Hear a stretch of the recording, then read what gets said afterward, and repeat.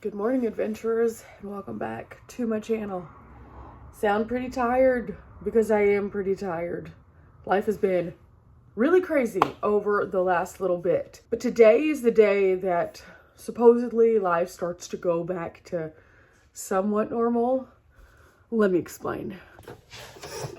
Oh, coffee. I need coffee first because it has been a lot lately.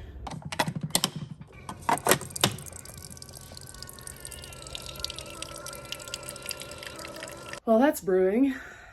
Yeah, let's talk about it. Dad's van broke down in Arkansas, and it was at a place called Advanced Diesel Mechanics, or Advanced Diesel. And it took them a few days, and they were able to look at the van and figure out what was going on. And it was not good. It was not good at all. Like, worst case scenario, bad. Needless to say, that was very discouraging, not just for my dad, but also for myself, because I'd been so excited for my parents getting their van up and going, and then they found out that the entire motor blew.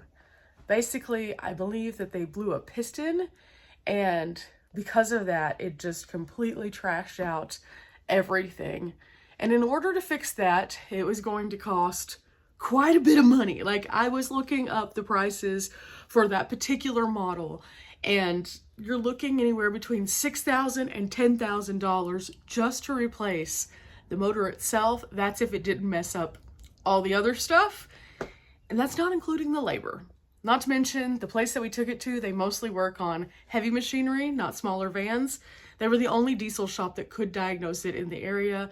But at the same time, because they didn't work on those, it would have to be taken somewhere else. So that brought us to another impasse.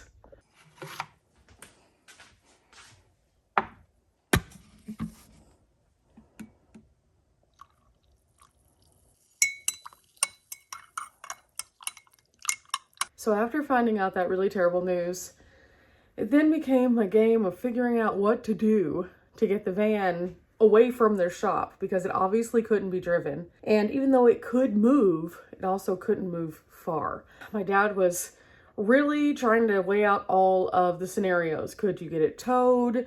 Could you get it transported? Could you have somebody go pick it up? Like, the things that you don't want to have to deal with your vehicle. And unfortunately, this is something that we don't think about whenever we start out on the road in any kind of vehicle journey. It's just not one of those things that you're like, ooh, let me have this backup plan if something goes worst case scenario, tilts off the mountain and goes whee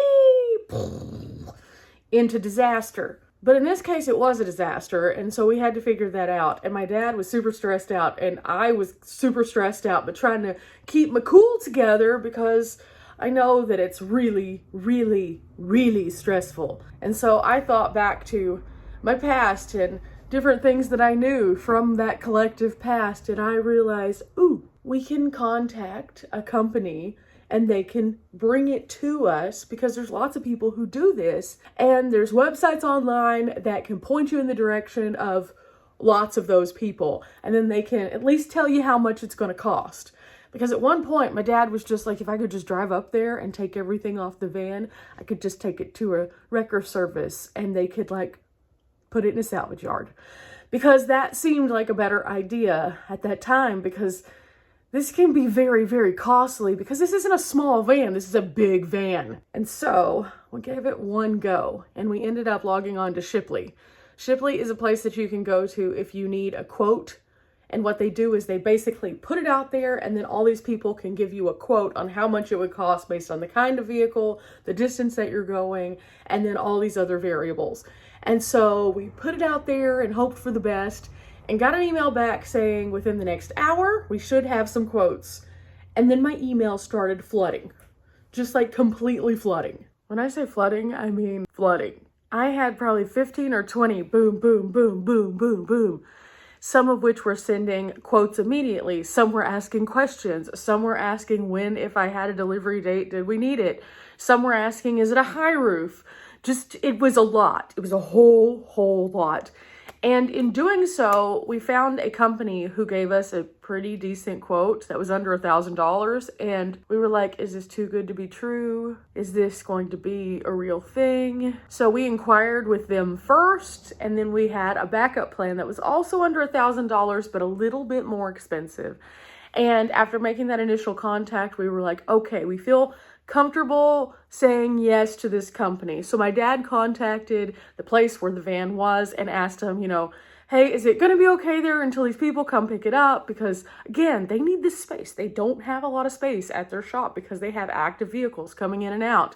And so he didn't want to be charged a rental fee for the space also, basically. And it just became a lot. So he went ahead and paid for the diagnostic while he talked to them.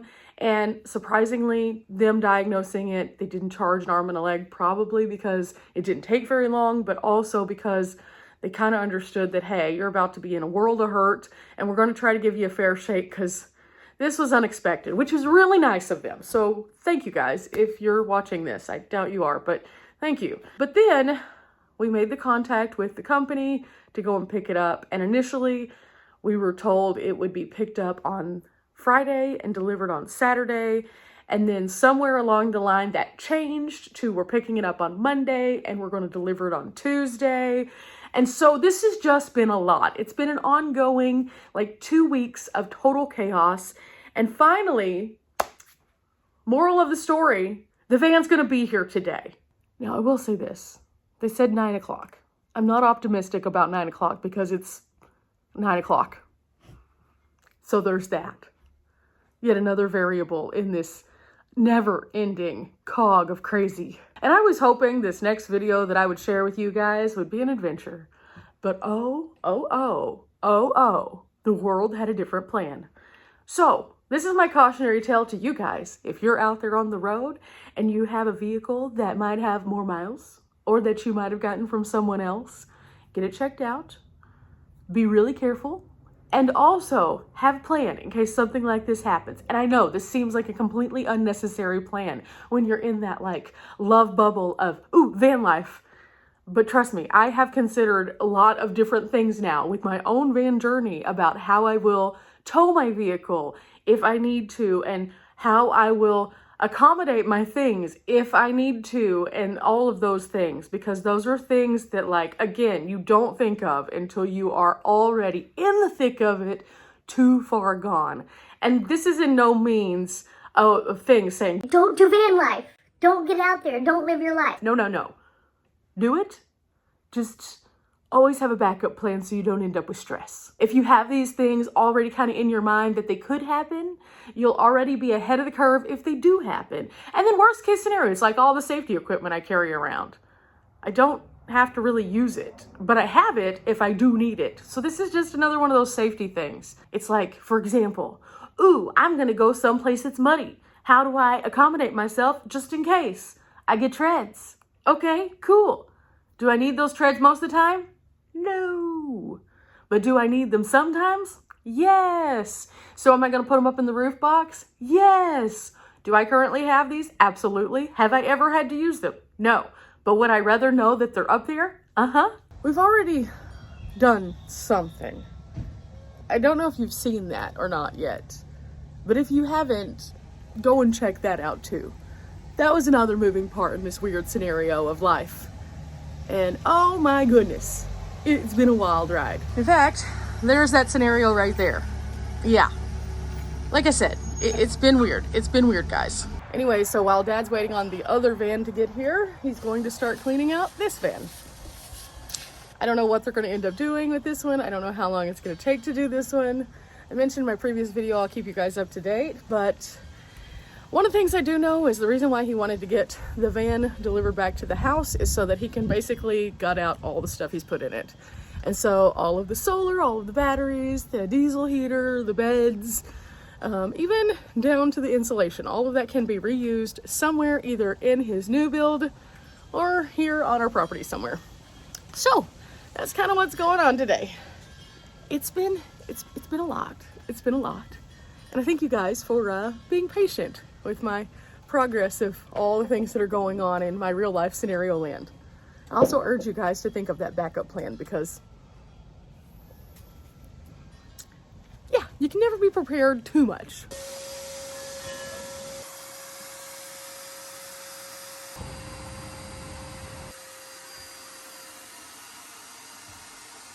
So now we wait. I don't know how long we're gonna be waiting, but we wait. And whenever they arrive with the van, Dad's gonna have them park it probably somewhere near where he wants to work on the shuttle. And then he'll start the process of pulling things off of the van as needed, but he's not gonna get in any rush to do that because he doesn't wanna overwhelm himself. And it's already been an overwhelming couple of weeks, so completely understandable.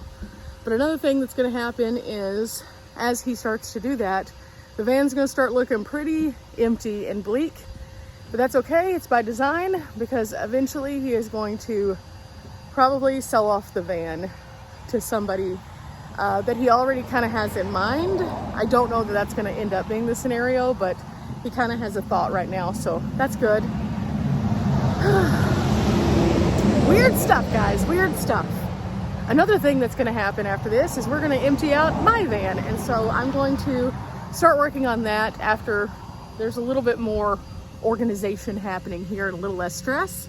So sometime within the next couple days, I'm gonna do that and start to get it back in order, because right now it's a hot mess. And I'm really happy that finally we're getting to a place where it's like a breathing space as opposed to a moment, because that's what we kind of been living in, trying to figure out all these things. Now, I hope by seeing this video, you don't think it's just like a super complainy video, because it's so much more than a complaint. It's more so just a very matter-of-fact look at what really has happened over the past 2 weeks of my life and my dad's life and the chaos that has ensued because of that. I am super optimistic. I am super positive. This is going to be a super amazing new endeavor. And when faced with the initial problem, it was super stressful. There was a whole bunch of weird emotions that come out when you're put under pressure, from stress and anxiety to panic a little bit because there's nothing you could do whenever you're literally breaking down on the side of the road, to then a little bit of relief, to again another version of stress because then it had to be all loaded up, and then also the anxiety of getting back to Texas but not with a vehicle and having no clue as to when it was going to be looked at, and then finally some relief because at least then we knew what was going on, but then instantly followed by another round of stress of trying to figure out how to get it back. And now as I'm back inside finishing off my coffee while we're waiting on the tow truck, even more interesting things. Patience. Patience. You know, I talk a lot about whenever I travel, the things that I encounter on the road. Like I've blown tires, I have slid down a mountain. Terrifying, by the way. Do not recommend 10 out of 10. I've also had weird encounters with people along the way. And those are all things that, as much as you don't want them to happen, you kind of in your mind mentally prepare yourself for, and you're paying attention just in case those things happen. But until this moment, I had never thought of the worst case scenario of what happens if I'm in another state and something really hits the fan. And this really made me think about that because I do travel solo a lot. What will I do? How can I cover myself? And do I have things built in to make sure that I am going to be okay, not only physically, but also mentally? Because wow. And after this, I have a few tips. I have some thoughts. First and foremost, AAA. Have AAA, please have AAA, but have the correct coverage of AAA. There's different variations of it, and you can purchase an individual car plan and it may not cover your van. So ask. I personally have like the RV one because you can travel further, but I have like the premium one so they can, I think, tow me up to 200 miles or something. Now, mind you, I was in Arkansas. It is more than 200 miles to where we were. So that would not necessarily work for me getting all the way home. But what it would do is tow me to a shop that could then look at my vehicle. And so AAA. Also, if you have any kind of actual roadside assistance through your insurance program, print it out. So when you're in that panic mode and you're frantic and you have no idea what's going on, you can look at it and say, okay, I can call my insurance because I know those people. I've talked to them more than once. I feel more comfortable. So then you have that front and center, right where you can see it, to immediately bring down and de-escalate your manic panic moment. Because trust me, when you're on the side of the road thinking that your world is ending because everything is blowing up or smoking or doing weird stuff, or in my case, I was just really panicked for my dad because I was like, how are we going to get home? Is he going to be okay? Is this thing going to go off the rails while he's trying to drive it to the shop? I can't do anything to make him feel better, but at the same time, I know he's stressed. So all of those things can be relieved just a little bit by having at least that paper there to be like, oh, you do have a backup plan, a worst case scenario. But then a few other things also. Make sure you have your supplies for if you are going to be stuck in a place. For example, if you're out on a forest road somewhere and this were to happen, obviously it's going to be a bit before they can get out there and help you. So have supplies, at least a couple days of food, so that if you have to sit in one place, you're okay. Have your things to try to get yourself out if you're in a stuck situation. Just be prepared when it comes to overall awareness of the possibilities. And I know no one wants to sit there and be like doom and gloom, what can happen? And then think of those scenarios. But if you do that before you get on the road, you're less likely to have a moment when you are on the road, should those things happen, where you have to be like, ah! Just think about those things. I know they're not the glamorous side. I know they're not the pretty side. They're not the travel side. They're not the how do I pee or poo or any of those things that everyone seems to be consumed with. But these are the things that realistically I encourage you guys to think about. Because again, it's one thing to have a safety kit that you never have to use. And it's a different thing to not have that safety kit because you anticipated you just wouldn't need to use it. I'd rather have something and not use it than not have it and actually need it. There it is. There it is. Oh, poor sad van. I think he's trying to figure out exactly where my dad wants him to put it. So it's going to be the difficult part. He's a big truck. He has 2 different vehicles on there, and this is kind of a dangerous road. I'm gonna stay out of the way because there's enough going on that highway right now. Yeah, this is the other bad part, figuring out how to get things where they're supposed to go. You know, it's just a mile a minute of craziness. Yay.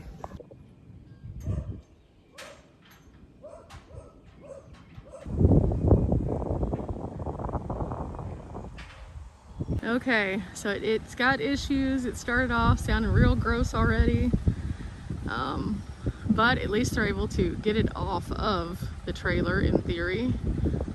We'll see. The beeping is beeping, so that's good. Oh, the sounds this thing is making.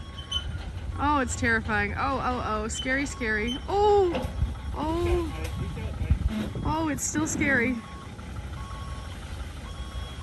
Oh, this man is a brave man.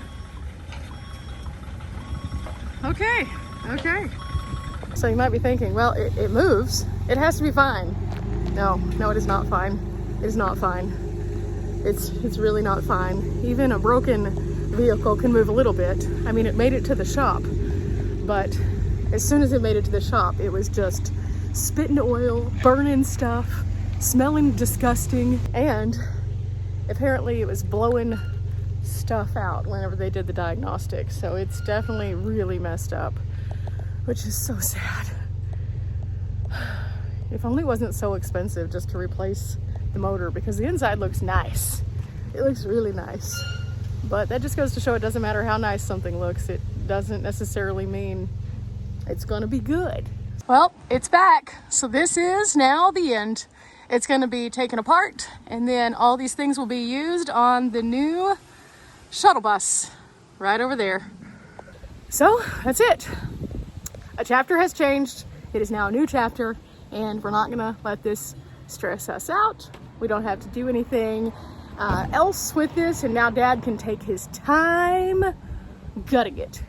So this is our version of gutted. So Dad's just kind of going through it, making sure everything's good, seeing how everything is. There were a few things that we couldn't put in my van because they simply would not fit. So he's making sure they're all still there. And everything else is inside my van. So I think what we're going to do is store everything in this space. And then whenever he's ready to start on stuff, then guess what? He'll be able to. What's going to happen with the Well, only time will tell. I'll keep you guys up to date as to what it looks like as it is having progress made. So far, Dad's already kind of looking at how he would like to lay it out and stuff like that. But again, this is just a video to let you guys know what's going on. Van life is weird sometimes. Whether you're part-time or full-time, have a plan. I hope this encourages you to think about those plans. And at the end of the day, was it a bummer that it happened? Yes, absolutely. Was it stressful? Yeah, you saw that video. You understand the stress of the moment. But now that it is here, now the interesting part begins. And this is the part that's not going to be as glamorous or pretty or cute views or anything like that. It's back to the drawing board, but it's fine because Dad is safe. The van is here. Everything is secure. And now the new chapter begins.